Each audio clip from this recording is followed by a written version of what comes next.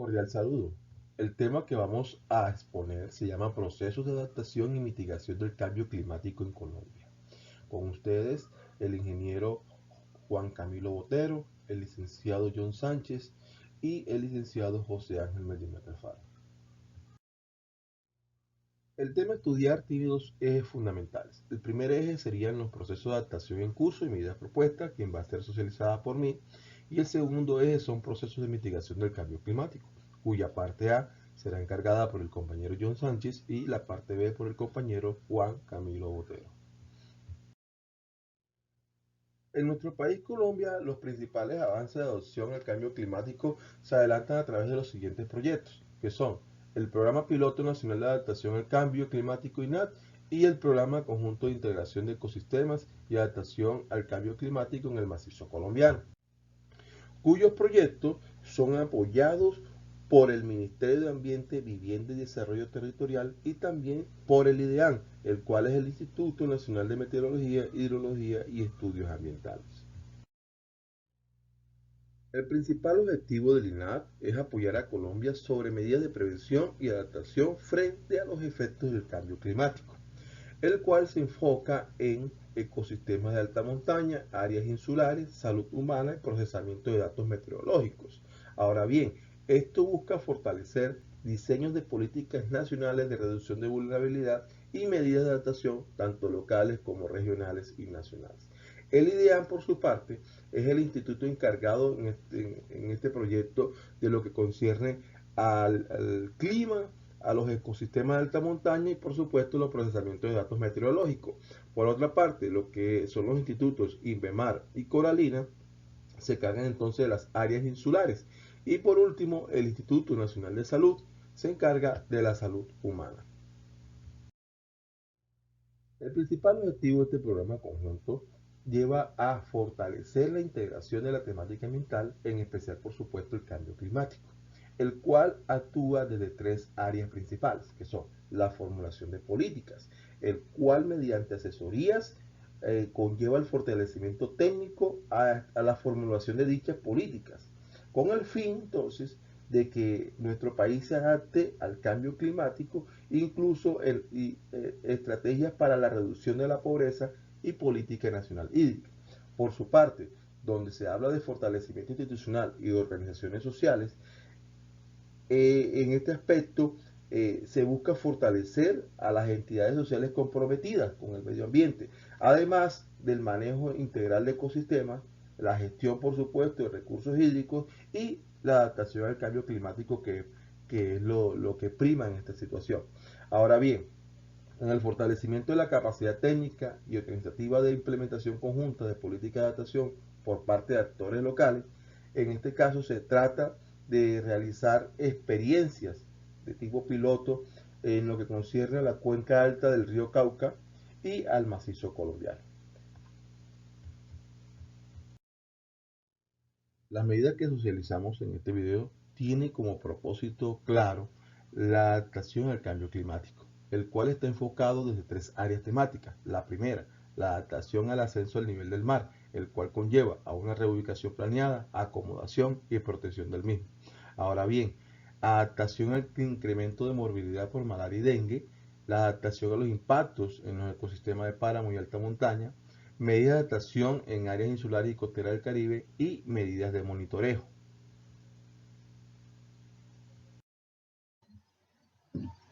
Procesos de mitigación del cambio climático.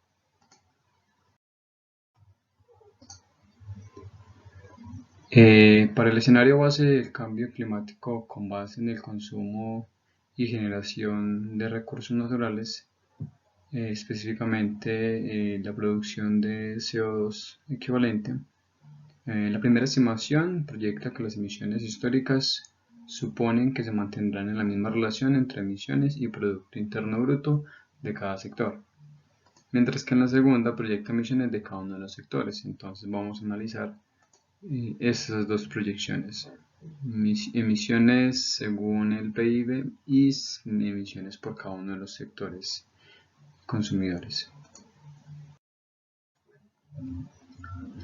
En esta primera relación, lo que podemos mirar es que la proyección de emisiones con base en el PIB Parten del supuesto que se mantendrá la misma relación entre las emisiones y producción como se observa en esa gráfica durante todos los proyectos, desde 1994 hasta el 2004, perdón, desde 1990 hasta el 2004, que logramos evidenciar que van en creciente, ¿cierto? Entonces se mantendrá hasta el momento.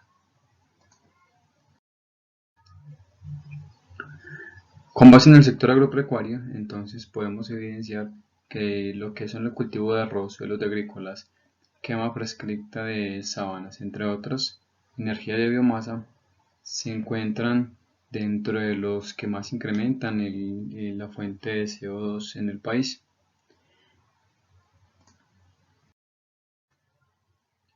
Otras fuentes de emisiones según los sectores PIB están de parte del agropecuario, como ya se mencionaron, la ganadería, el forestal y la minería.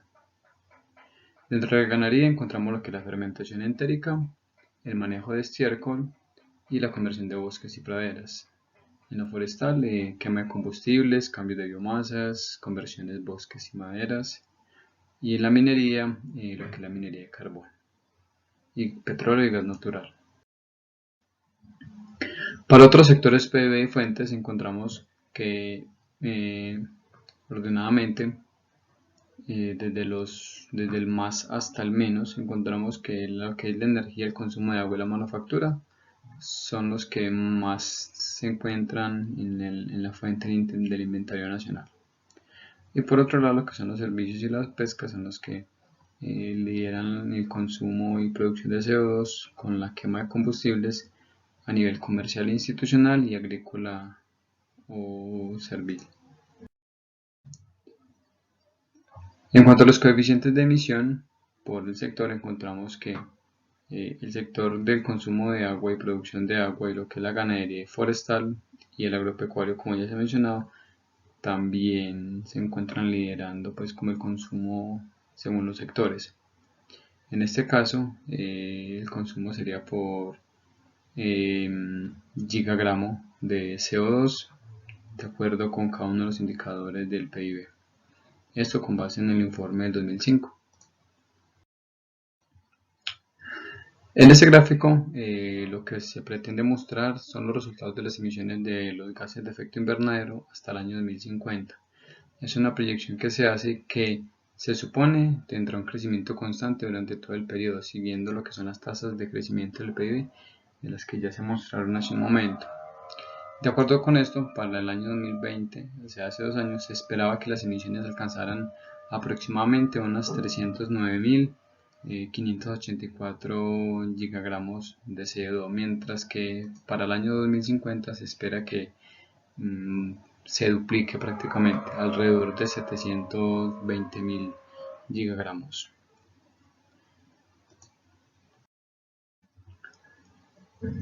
Y en cuanto a las predicciones del sector de las emisiones según los sectores, encontramos que fueron evaluadas según el modelo Markov.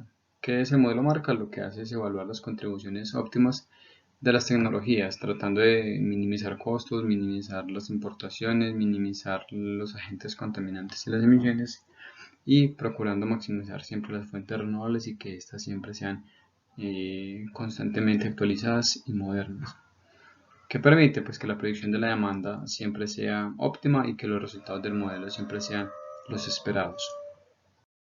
Cordial saludo, mi nombre es Juan Camilo Botero Espina y les voy a hablar de las opciones y costos de los procesos de mitigación del cambio climático para los sectores de energía, agricultura y uso del suelo. Para el sector de energía, este análisis se basa en el sector de la quema de combustibles fósiles, aplicando el modelo Markov, que es un modelo de optimización. Los resultados de este estudio se presentan en el cuadro 20, basados en las medidas de mitigación, la cantidad total de reducción en el periodo que se analiza y los costos por tonelada de CO2 que se reducen. En azul oscuro vemos las mejores medidas relacionadas con el parque automotor, la iluminación eficiente y los equipos industriales. Los valores de los costos negativos nos indican ahorros netos, por eso son las medidas más eficientes. Hay otras medidas que son competitivas o de bajo costo, como es el cambio de combustibles en calderas, la reducción del uso de leña para construcción y el uso de energías renovables para generar energía eléctrica. También aquí se evidencian cuáles medidas presentan altos costos para hacer reducido su impacto, como lo son los calentadores de aguas solares o híbridos, los buses eléctricos y los biocombustibles, es decir, las que no son tan viables.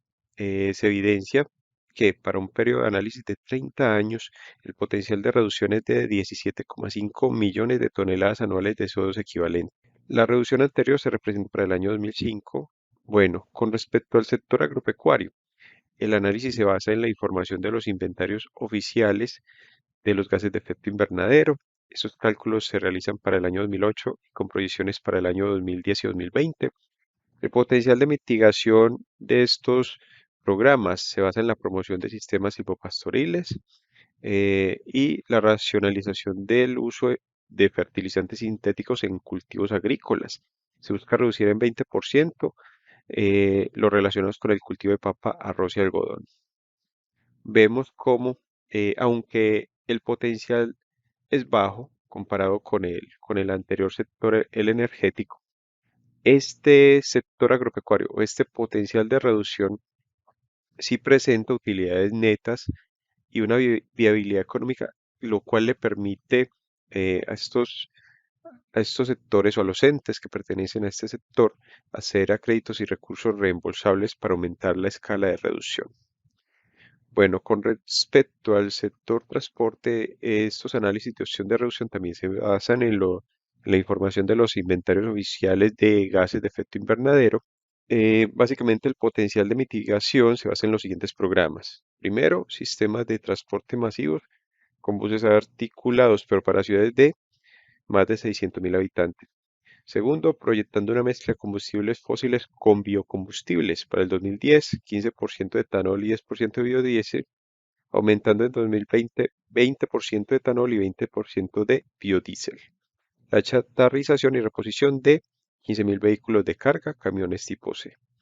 El potencial de reducción de los programas evaluados nos arroja que prácticamente los dos primeros programas, que son el de transporte masivo y el de mezcla de biocombustibles, son equivalentes al 5% de las emisiones nacionales proyectadas para 2020 y hace que sea despreciable la consideración de la reposición de vehículos de carga. Es decir, para el sector transporte, lo más significativo en la mitigación del impacto ambiental sería el programa de transporte masivo, es decir, lo relacionado con buses articulados y la mejora en la composición de la mezcla de biocombustibles. Bueno, estas son las referencias. Muchas gracias por su atención.